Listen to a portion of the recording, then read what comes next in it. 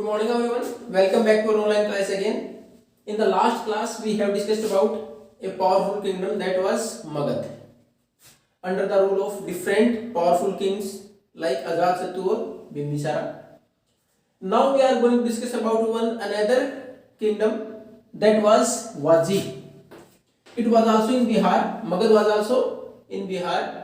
Magad has the capital first Rajgir and then after Patliputra. Now Waji had the capital Vaishali. वाजी की जो capital थी वैशाली थी. एक दूसरा किंगडम है, लेकिन इसमें महत्वपूर्ण अंतर क्या था? Magadh was ruled by A hereditary king. पूरे मगध के ऊपर एक राजा शासन करता था जो हेरिडिटरी वंशानुगत एक के बाद एक आ रहा था. लेकिन वाजी के अंदर जो शासन की व्यवस्था था, rule was different from Magadh. वहां से अलग था. किस प्रकार अलग था? इट वाज रूल्ड बाय गण और संघ.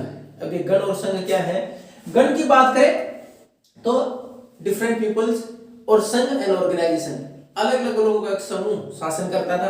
इसमें होता क्या था कि इसमें बहुत सारे लोग शासन कर रहे थे. कोई एक राजा नहीं था. जो पार्टिकुलर एरिया था वाजी का, उसके अंदर अलग अलग शासक थे और सबको राजा बोला जाता था. अब ये सारे मिलकर शासन करते थे और कई बार तो हजारों की संख्या में होते थे. छोटे छोटे ग्रुप बने हुए थे, उनके अंदर जो मुखिया होता है उसको राजा बोला जाता है. सब मिलकर शासन करते हैं.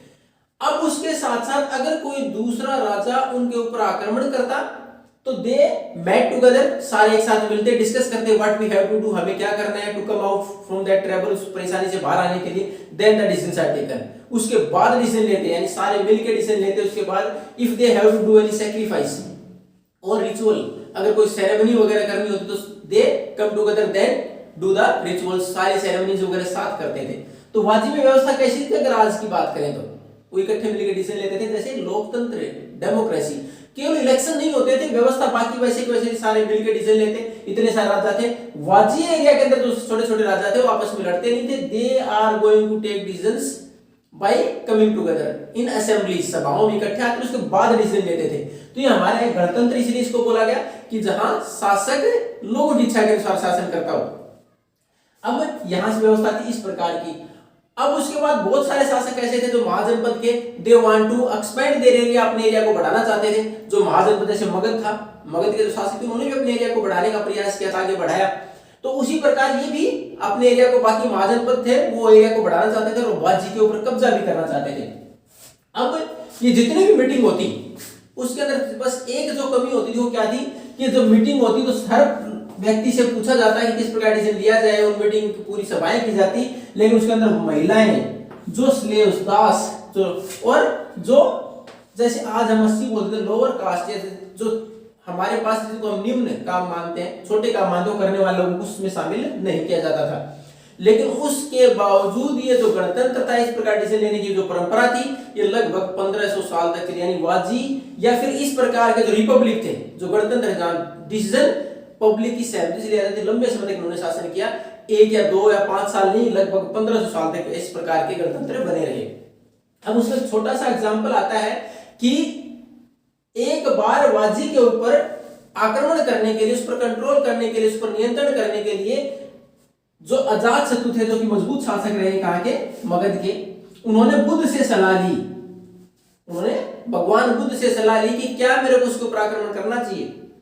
अब देखो, भगवान बुद्ध ने पहले उसके बारे में, वाजी के बारे में पूछा कि शासन व्यवस्था कैसी है, क्या वो लोग लगातार मिलते हैं, असेंबलीज आर हेल्ड रेगुलरली, क्या मीटिंग लगातार होती है, डिसीजन किस प्रकार लिए जाते हैं. जब उनको पता चला कि वो तो इस प्रकार सारे मिलके सारे काम करते हैं, इस प्रकार डिसीजन लेते हैं, तो उन्होंने ये कुछ शर्तें बताई कि अगर इस प्रकार का जब तक वाजी में चलता रहेगा उनके ऊपर कोई दूसरा शासन नहीं कर सकता, उनको हराना मुश्किल है. वो कौन कौन सी शर्तें थी जो भगवान बुद्ध ने बताई कि देखो, public assemblies, till the time public assemblies held, जब तक की पब्लिक असेंबलीज यानी जनता मिलती रहेगी, लोग आपस में मिलकर डिसीजन लेंगे, उनको हराना मुश्किल है.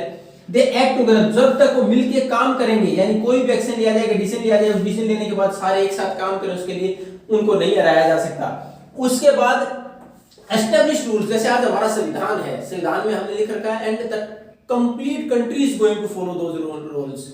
जो रूल्स है हमारे यहाँ पूरा देश उनको पालन करता है. उसी प्रकार उन्होंने माना कि वाजी के अंदर कुछ एस्टैब्लिश्ड नॉर्म्स है, नियम है, सब मानते हैं उनको. इस प्रकार सब अगर इसी प्रकार डिसिप्लिन में रहेंगे, सारे नियमों को मानेंगे, तो उनको हराया नहीं जा सकता.